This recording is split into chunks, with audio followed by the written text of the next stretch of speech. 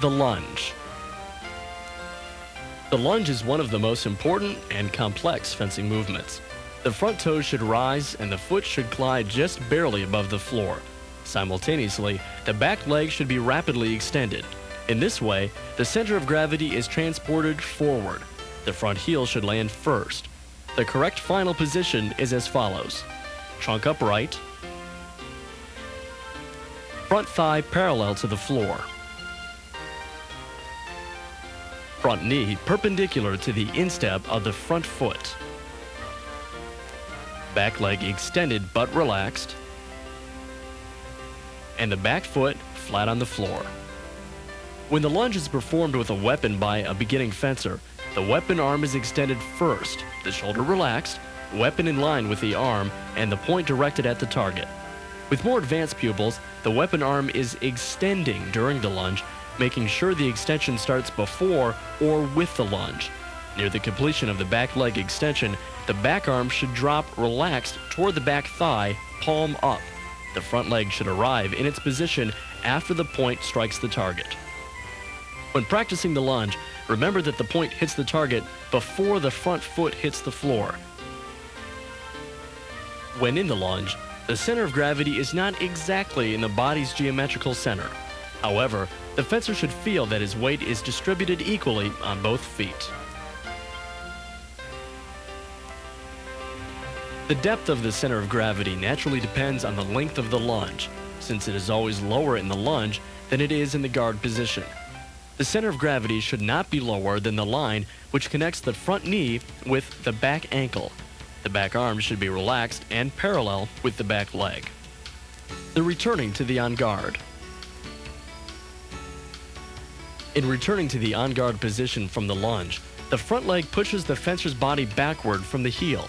By flexing the back leg sharply, the center of gravity is transported backward to the original on guard position.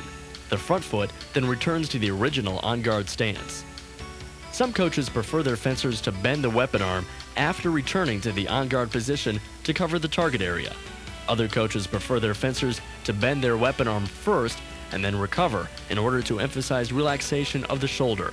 In either of these schools of thought, the center of gravity should move parallel to the floor without wavering. The jump forward. In the jump forward, the front foreleg swings forward without elevating the knee. The toes remain straight. As the landing front leg descends, the back foot quickly moves forward a distance equal to that covered by the leading foot. Both feet should land simultaneously. The jump must be flat, with the feet just grazing the floor, keeping the trunk vertical. The jump starts slowly, but finishes with explosive speed. The jump backward.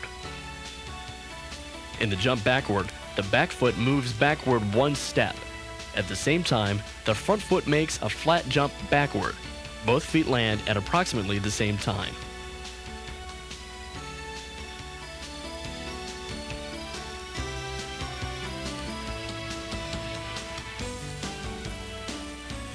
The flesh.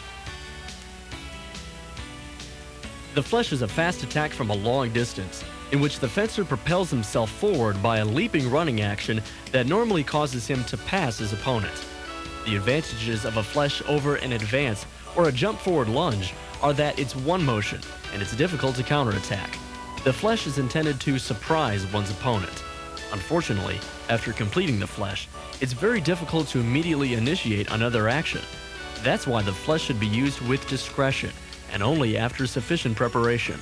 The flesh resembles a stretched out cross-step advance.